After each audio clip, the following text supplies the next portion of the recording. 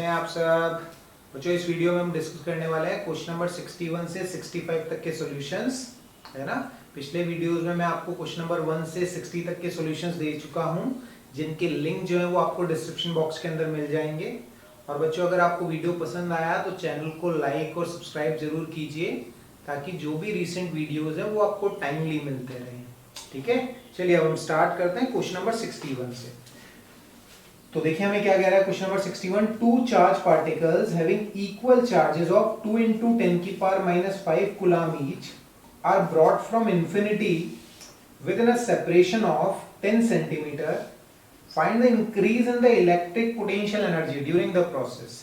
देखिए समझिए, ऐसे दो चार्जेस आपको दे रखे हैं, मैग्नीट्यूड आपको दे रखा है 2 into 10 की पावर -5 कूलम। पहले दोनों चार्जेस कहां थे? इन्फिनिटी पे थे, है ना। हमें क्या करना है, इस तरह के सिस्टम का फॉर्मेशन करना है जिनमें दोनों चार्जेस के बीच की दूरी क्या रहे? 10 सेंटीमीटर रहे।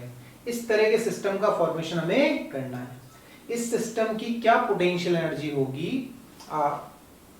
इस सिस्टम के फॉर्मेशन में हमें कितना वर्क डन करना पड़ेगा, बेसिकली हमसे ये पूछा। तो बच्चों आप एक बात ये समझो कि जब हम किसी सिस्टम का फॉर्मेशन करते हैं तो सिस्टम के फॉर्मेशन में हमें कुछ वर्क करना होता है। सिस्टम के फॉर्मेशन में किया गया यही वर्क जो है वो सिस्टम में किस फॉर्म में स्टोर हो जाता है? पोटेंशियल एनर्जी के फॉर्म में हो जाता है। तो इस सिस्टम की पोटेंशियल एनर्जी बच्चों में क्या लिखूंगा? देखो, पोटेंशियल एनर्जी होगी हमारी K Q1 Q2 by R। यहाँ पे Q1 और Q2 दोनों की वैल्यू 2 into 10 की पावर -5 दे रखी है। तो सिंपल सा एक्सप्रेशन देखो, 9 into 10 की पावर 9, ये हो जाएगा आपका 2 into 10 की पावर -5 का होल स्क्वायर। दूरी 10 सेंटीमीटर, मीटर में लिखूंगा तो 10 की पावर -1 हो जाएगा। सॉल्व करेंगे बच्चों आप तो ये आ जाएगा 9 into 10 की पावर 9 into 4 into 10 की पावर -10 अपॉन 10 की पावर -1। 10 की पावर -9 आ जाएगा, ये कैंसिल हो जाएगा। तो पोटेंशियल एनर्जी हो जाएगी बच्चों हमारी 36 जूल। सिंपल एक्सप्रेशन, आप चेक कर सकते हैं, यही आंसर है हमारा 36 जूल। देखो क्वेश्चन नंबर 62 की बात करते हैं। आपको कह रहा है some equipotential surfaces are shown in figure, what can we say about the magnitude and the direction of electric field. देखिए पहला वाला फिगर देखिए, इस तरह से आपको दे रखा है, ऐसे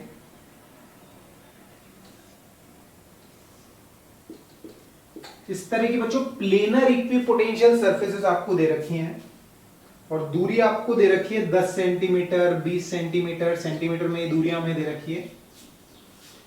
अच्छा एक बात आप समझो, अगर हमारी इक्विपोटेंशियल सरफेसेस इस तरह से प्लेनर होती हैं, इक्विपोटेंशियल सरफेसेस अगर इस तरह से प्लेनर होंगी तो इलेक्ट्रिक फील्ड कैसी होगी? यूनिफॉर्म होगी। इलेक्ट्रिक फील्ड कैसी होगी? यूनिफॉर्म होगी। और इलेक्ट्रिक फील्ड का जो डायरेक्शन होता है वो high potential to low potential होता है। और इलेक्ट्रिक फील्ड जो होती है वो इक्विपोटेंशियल सरफेसेस के क्या होती है? परपेंडिकुलर होती है। तो यहाँ पे जो मैं इलेक्ट्रिक फील्ड लाइंस बनाऊंगा वो देखो कैसे होगी, वो ऐसे होगी, देखो ऐसे, इस तरह से इलेक्ट्रिक फील्ड होगी आपकी इक्विपोटेंशियल सरफेसेस के परपेंडिकुलर। अब ये कितना है? 20 है। अगर आप देखोगे तो ये 10 सेंटीमीटर है दूरी यहां से लेके यहां तक की, है ना। और ये एंगल बच्चों आपको दे रखा है 30 डिग्री का। तो देखो अगर मैं ये वाली दूरी को बोल दूं d, तो अगर d की वैल्यू देखोगे कि ये 10 है, ये 10 cos 30, तो d कितना आएगा आपके पास में? 10 sin 30 आएगा, मतलब 5 सेंटीमीटर आ जाएगा। 10 sin 30 की वैल्यू कितनी आ जाएगी? 5 सेंटीमीटर। तो इलेक्ट्रिक फील्ड बच्चों क्या लिखी जा सकती है? इलेक्ट्रिक फील्ड E लिखी जा सकती है V/d। इलेक्ट्रिक फील्ड क्या लिखी जा सकती है? V/d लिखी जा सकती है। अब पोटेंशियल डिफरेंस कितना है इन दो सरफेसेस के बीच में? 10। D की वैल्यू 5 into 10 की पावर -2। सॉल्व करोगे बच्चों तो ये आएगा 1000/5। तो मेरा आंसर आया 200 वोल्ट पर मीटर, है ना। तो आप चेक कर सकते हैं आंसर क्वेश्चन नंबर 62 बिल्कुल सही है, 200 वोल्ट पर मीटर। अच्छा अगर आपसे एंगल पूछ ले, ये तो देखो ये 30 है, ये 90 है, तो ये वाला 60 हो गया, तो ये वाला एंगल कितना होगा? 120, है ना। तो इलेक्ट्रिक फील्ड जो होगी वो एक्स एक्सिस के साथ 120 डिग्री के एंगल पे होगी। एंटी क्लॉकवाइज डायरेक्शन में ना, और मैग्नीट्यूड हो जाएगा 200 वोल्ट पर मीटर। इसका सेकेंड पार्ट डिस्कस कर लेते हैं। देखो हम सेकेंड पार्ट में जो आपको डायग्राम दे रखा है वो इस तरह से दे रखा है, देखिए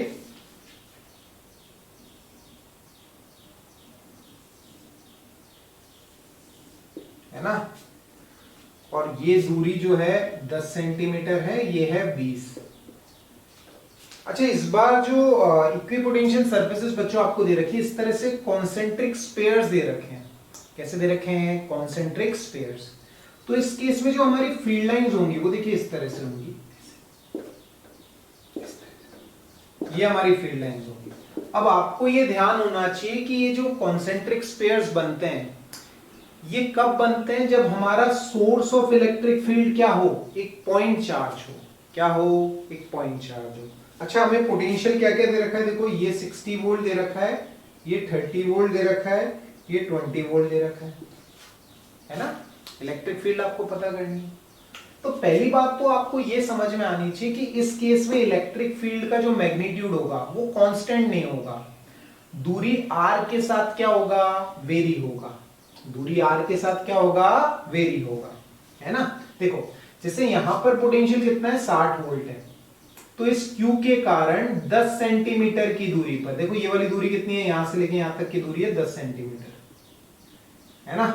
तो इस Q के कारण 10 सेंटीमीटर की दूरी पर, ऐसे रिप्रेजेंट कर देता हूं, है ना, 10 सेंटीमीटर। तो इस Q के कारण 10 सेंटीमीटर की दूरी पर पोटेंशियल कैसे लिखूंगा? देखो V equals to KQ by R formula होता है, तो 60 इक्वल्स टू क्या लिख दिया जाएगा? देखिए KQ और R की वैल्यू 10 सेंटीमीटर मतलब 10 की पावर -1 ऊपर आएगा ये, तो 60 इक्वल्स टू 10 KQ, इससे कैंसिल, तो Q की वैल्यू बच्चों आपके पास में आ जाएगी 6/K। Q की वैल्यू कितनी आ जाएगी? 6/K आ जाएगी, है ना। अच्छा, अब देखिए, अब मेरे को यहां पर इलेक्ट्रिक फील्ड का एक्सप्रेशन पता करना है। इलेक्ट्रिक फील्ड देखो यहां से r दूरी पर जो इलेक्ट्रिक फील्ड होगी वो कैसे लिखी जाएगी? देखो E इक्वल्स टू KQ/R² लिखी जाएगी, और बच्चों Q की वैल्यू आपने क्या निकाली? 6/K निकाली। Q की वैल्यू क्या निकाली? 6/K। सॉल्व करेंगे तो E की वैल्यू बच्चों आपको मिलेगी 6/R²। E की वैल्यू कितनी हो जाएगी? 6/R²। मतलब इलेक्ट्रिक फील्ड का जो मैग्नीट्यूड होगा वो दूरी r के साथ क्या होता जाएगा? चेंज होता जाएगा, और इस एक्सप्रेशन के अकॉर्डिंग क्या होगा? चेंज होगा। ठीक है, ऐसे आपको चीज समझ में आनी चाहिए। ठीक है, चलिए आगे हम बात करते हैं क्वेश्चन नंबर 63 की। देखो ध्यान से समझना, अच्छा क्वेश्चन है, क्वेश्चन नंबर 63। देखिए क्या कह रहा है हमें? Consider a circular ring of radius small r uniformly charged with linear charge density lambda. Find the electric potential at a point on the axis at a distance x from the center of the ring. Using this expression for the potential, find the electric field at this point. ध्यान से समझिए, जैसे इस तरह से आपके पास एक ring है, इस तरह से क्या हो गई? एक रिंग हो गई, लीनियर चार्ज डेंसिटी है लैम्डा, रेडियस कितनी है इसकी? r है, और बोल रहा है x दूरी पर पोटेंशियल का एक्सप्रेशन लिखो। पहले बताओ, आपको ये ध्यान होना चाहिए, देखो अगर ऐसे रिंग है, इस पर अगर Q चार्ज है, ये दूरी r है, ये दूरी x है, तो यहां पर जो पोटेंशियल होता है वो होता है KQ upon root r square plus x square. KQ upon root r square plus x square. Ring के कारण इसकी एक्सिस पर, x दूरी पर पोटेंशियल, देखो जो भी चार्ज है वो इस तरह से रिंग की पेरीफेरी पर है, तो एक्सिस पर जो पॉइंट है उसकी पेरीफेरी के हर पॉइंट से दूरी root r square plus x square है, और पोटेंशियल हमारी स्केलर क्वांटिटी है, तो सिंपल क्या लिखा जा सकता है? V equals to KQ upon root r square plus x square. ये पोटेंशियल का एक्सप्रेशन हो जाएगा। और देखिए इस केस में बच्चों हमारे लिए जो Q होगा वो होगा lambda into 2πr, lambda into 2πr। ये Q की वैल्यू होगी हमारी, तो ये Q की वैल्यू मेरे को वहां पुट अप कर देनी है, तो V का एक्सप्रेशन बच्चों आएगा KQ के Q की वैल्यू क्या पुट अप कर दूंगा? Lambda into 2πr upon root r square plus x square. आप चाहे तो k को लिख दीजिए 1/4 पाई एप्सिलॉन नॉट। तो सॉल्व करेंगे तो पाई से पाई, 2 से ये 2 कैंसिल हो जाएगा। v की वैल्यू आएगी बच्चों आपके पास lambda r/2 epsilon not r² plus x² का रूट। ये पोटेंशियल का एक्सप्रेशन हो जाएगा हमारे पास, ठीक है। पाई से पाई 2 एप्सिलॉन नॉट है ना, तो पोटेंशियल का एक्सप्रेशन ही हो जाएगा। बिल्कुल सही आंसर है ना। अच्छा अब आपसे क्या बोल रहा है, इलेक्ट्रिक फील्ड का एक्सप्रेशन भी पता करो। कौन सी बड़ी बात है, देखो इलेक्ट्रिक फील्ड बच्चों आपको क्या ध्यान रखनी है, अगर इलेक्ट्रिक फील्ड एक्स एक्सिस के अलोंग वेरी हो रही है, यहाँ पे इलेक्ट्रिक फील्ड इस तरह से होती है, रिंग के कारण इलेक्ट्रिक फील्ड एक्स एक्सिस के अलोंग क्या करती है, वेरी करती है। इलेक्ट्रिक फील्ड का एक्सप्रेशन आपसे पूछ रहा है, E की वैल्यू लिखी जा सकती है बच्चों dV/dx। क्या लिखी जा सकती है, माइनस dV/dx। तो आपको इसको डिफरेंशिएट करना पड़ेगा। देखिए कैसे करते हैं, लैम्डा r/2 एप्सिलॉन नॉट मैंने बाहर ले लिया, इसको मैं ऊपर लेके आऊंगा तो r² प्लस x² की पावर -1/2 आएगा। तो उसका इंटीग्रेशन लिखा जाएगा -1/2 r² प्लस x² -1/2 -1 -1 अंदर जाके करूंगा चेन रूल से, तो ये आ जाएगा एक 2x और आ जाएगा आपके पास। डिफरेंशिएट करना सबको आना चाहिए, है ना। लैम्डा r/2 एप्सिलॉन नॉट मेरा भार है, इसको ऊपर लेके आया, इंटीग्रेट किया, डिफरेंशिएट किया sorry, -1/2 r² plus x² -1/2 -1 into अंदर जाके किया 2x। सॉल्व करते हैं, देखो इस एक्सप्रेशन को अगर आप देखेंगे कि 2 से ये अपना 2 कैंसिल हो जाना है ना, और एक माइनस देखो यहां बाहर भी। देखिए बच्चों अब हम बात करते हैं क्वेश्चन नंबर 64 की, जो हमें कह रहा है an electric field of magnitude 1000 Newton per coulomb is produced between two parallel plates having a separation of 2 centimeter as shown in figure. What is the potential difference between the plates? पहला part हमसे पूछा है। दूसरा part पूछा है with what minimum speed should an electron be projected from the lower plate in the direction of the field so that it may reach the upper plate. देखिए समझिए बात को अच्छे से। जैसे हमें क्या दे रखी है, इस तरह से 2 प्लेट्स दे रखी हैं और बोल रहा है इनके बीच का जो सेपरेशन है वो कितना है, 2 सेंटीमीटर है, और इलेक्ट्रिक फील्ड ऐसे लगी हुई है, और इलेक्ट्रिक फील्ड का बच्चों मैग्नीट्यूड जो आपको दे रखा है वो दे रखा है 1000 न्यूटन पर कूलम। पहला पार्ट सवाल का हमसे बोल रहा है what is the potential difference between the plates. बिल्कुल आसान सा सवाल। अच्छा बताइए लोअर प्लेट जो होगी वो हाई पोटेंशियल पे होगी, क्योंकि इलेक्ट्रिक फील्ड का डायरेक्शन हाई पोटेंशियल से लो पोटेंशियल होता है। तो देखो मैं कैसे लिख सकता हूं, पहला पार्ट VA माइनस VB जो होगा वो E इंटू डी के बराबर होगा। VA माइनस VB की वैल्यू किसके बराबर होगी, E इंटू डी के बराबर। तो देखिए मैं क्या लिखूंगा, पोटेंशियल डिफरेंस हमसे पूछा है, E की वैल्यू कितनी है, E की वैल्यू है 1000, और D सेपरेशन कितना है 2 इंटू 10 की पावर -2। इसको बच्चों आप सॉल्व करेंगे तो आंसर आपका कितना आ जाएगा, 20 वोल्ट आ जाएगा, है ना। ये पहले पार्ट का आंसर हो गया हमारा 20 वोल्ट। दूसरे पार्ट की बात करते हैं। देखो दूसरा पार्ट आपसे बोला है with what minimum speed should an electron be projected from the lower plate in the direction of the field so that it may reach the upper plate.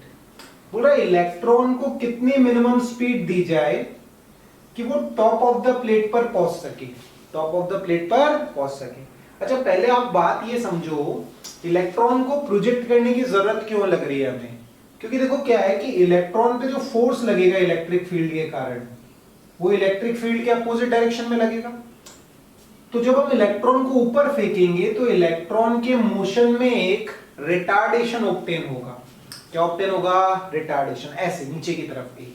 और इस ए की वैल्यू जो होगी बच्चों वो होगी हमारी QE/m, QE/m, जहां पे m इलेक्ट्रॉन का मास है और q जो है वो इलेक्ट्रॉन पे चार्ज है। देखिए इसको मैं और प्रिसाइजली ऐसे लिख देता हूं, मास ऑफ इलेक्ट्रॉन। अच्छा तो हमें इसको किसी तरह से टॉप पे पहुंचाना, मतलब टॉप पे इसकी वेलोसिटी कितनी हो जानी चाहिए, 0। अच्छा इसका एक्सेलरेशन जो है वो कांस्टेंट है, एक्सेलरेशन कैसा है, कांस्टेंट है। तो अगर हमें इसे टॉप तक पहुंचाना है, एक्सेलरेशन कांस्टेंट है, तो हम इक्वेशन का यूज कर सकते हैं v² = u² + 2as। Final velocity electron की 0 होगी, इनिशियल v है तो v स्क्वायर 2, a की वैल्यू क्या लिखूंगा मैं minus E upon mass of electron, और डिस्प्लेसमेंट कितना चल रहा है हमको 2 इंटू 10 की पावर माइनस 2। इस एक्सप्रेशन को आपको सॉल्व करना पड़ेगा। v स्क्वायर की वैल्यू बच्चों आएगी आपके पास में 2 और 2 4 हो जाएगा, 4 ई upon mass of electron into 10 की पावर माइनस 2। इसको सॉल्व कर लेते हैं, देखो सॉल्व करते हैं हम, देखो v स्क्वायर 4 ई की वैल्यू 1.6 इंटू 10 की पावर माइनस 19, कैपिटल ई की वैल्यू बच्चों आपको दे रखी है 1000 10 की power minus 2, mass of electron लगभग 9 इंटू 10 की पावर माइनस 31। इसको आप सॉल्व करेंगे तो v स्क्वायर की वैल्यू बच्चों जो आपको मिलनी है वो देखो क्या आती है, या मैं डायरेक्टली लिख देता हूं, देखो सॉल्व कर सकते हैं आप, कोई मुश्किल वाली बात नहीं है। v की वैल्यू बच्चों जो आपको मिलेगी सॉल्व करने पे वो आपको मिलेगी 2.65 इंटू 10 की पावर 6, है ना। मैंने सीधे आंसर लिख दिया, ये आ जाएगा आप सॉल्व करेंगे तो ये v की वैल्यू आ जाएगी 2.65 इंटू 10 की पावर 6, है ना। बिल्कुल सिंपल सा सवाल। अब देखो इसके थर्ड पार्ट की बात करते हैं हम।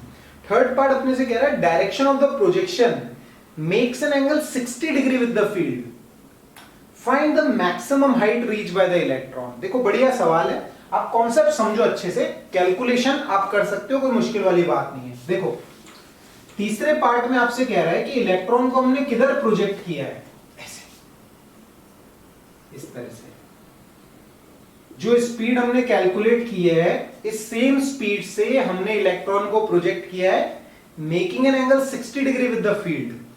हमसे बोल रहा है find the maximum height reach by the electron, electron maximum height कितनी रीच करेगा ये हमसे पूछा है। देखो एक बात बच्चों आपको ध्यान रखनी है, जब भी एक्सेलरेशन कांस्टेंट होता है मैग्नीट्यूड और डायरेक्शन में, पार्टिकल के दो ही पाथ पॉसिबल होते हैं। पहला पाथ पॉसिबल होता है स्ट्रेट लाइन, दूसरा पाथ पॉसिबल होता है हमारा पैराबोला। स्ट्रेट लाइन कब होता है, जब एक्सेलरेशन और वेलोसिटी सेम डायरेक्शन में हो या अपोजिट डायरेक्शन में हो। अगर एक्सेलरेशन कांस्टेंट है मैग्नीट्यूड में और डायरेक्शन में, और अगर वेलोसिटी पैरेलल और anti parallel to electric field है या एक्सेलरेशन है, तो उस केस में पार्टिकल का पाथ कैसा होगा, स्ट्रेट लाइन। जब भी एक्सेलरेशन वेलोसिटी के साथ कुछ एंगल बनाएगा, जब भी एक्सेलरेशन वेलोसिटी के साथ में कुछ एंगल बनाएगा, उस केस में पार्टिकल का पाथ कैसा होगा, प्रोजेक्टाइल पाथ होगा। कैसा पाथ होगा, प्रोजेक्टाइल पाथ होगा।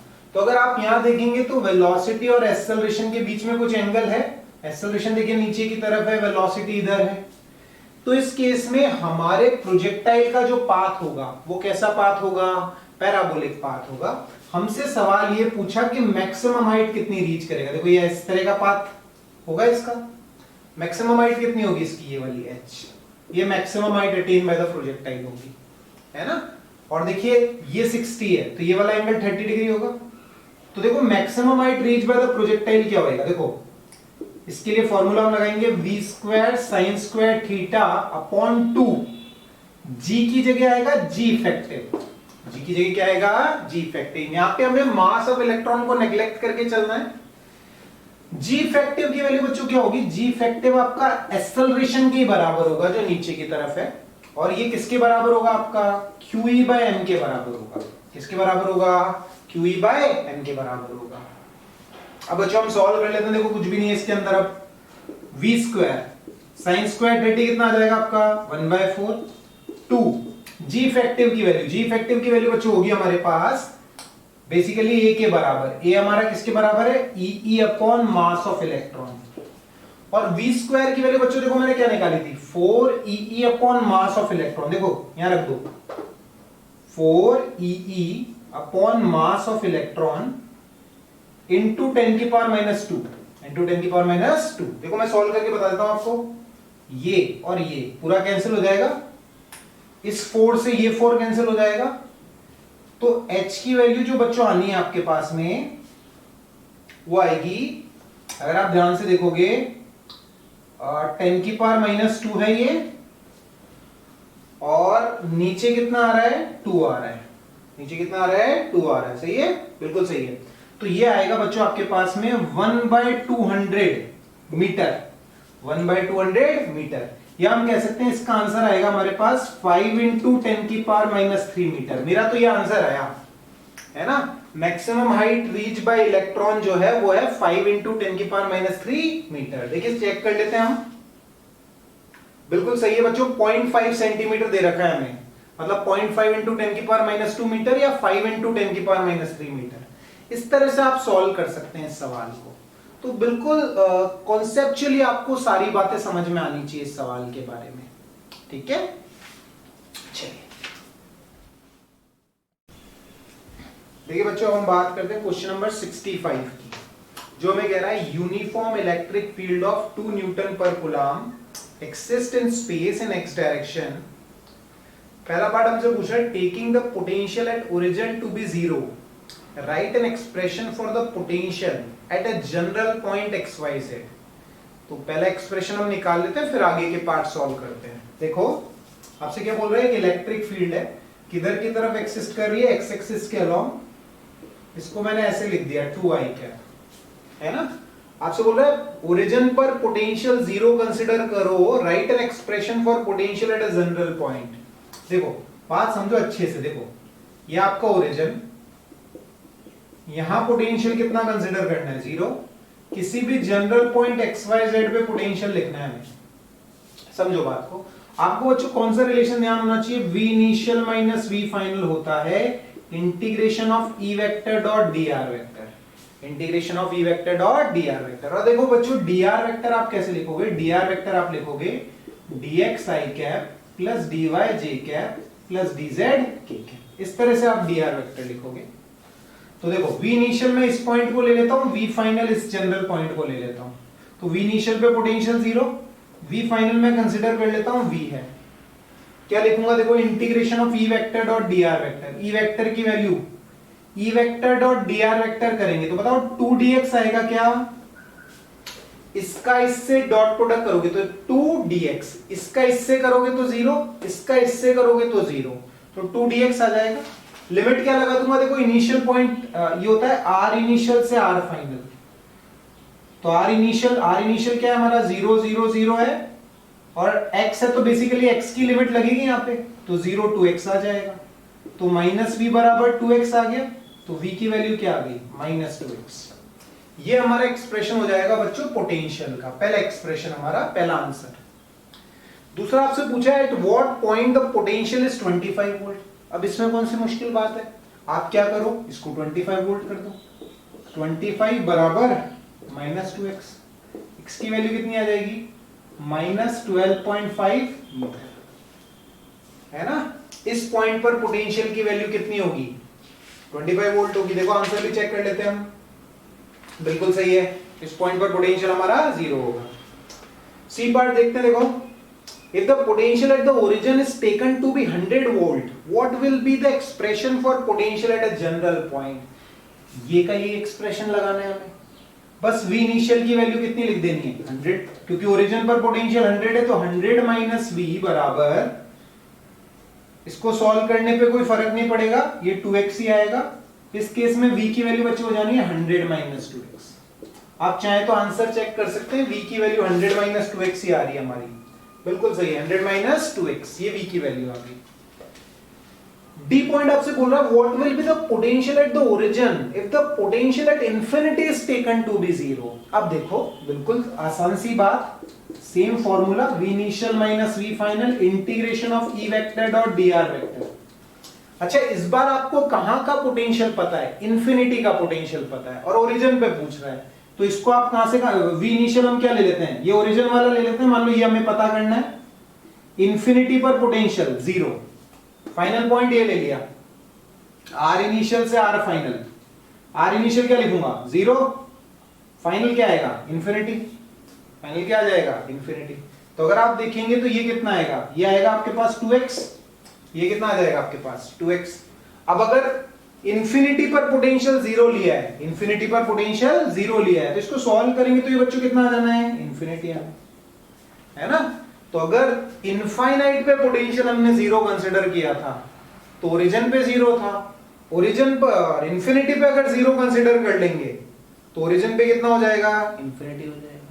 तो बच्चों ये चारों पार्ट्स आपको समझ में आने चाहिए अच्छे से, कोई मुश्किल वाली बात नहीं है। देखो एक एक्सप्रेशन आपको ध्यान रखना है, कॉन्सेप्चुअल आपको क्लैरिटी होनी चाहिए, बिल्कुल छोटे छोटे से क्वेश्चन है ना, कोई टिपिकल इसमें कुछ भी नहीं है, कोई ऐसा घुमाने फिराने वाला कॉन्सेप्ट नहीं है। आपको डॉट प्रोडक्ट करना आना चाहिए, आपको फॉर्मूला ध्यान होना चाहिए, लिमिट लगानी आनी चाहिए, है ना।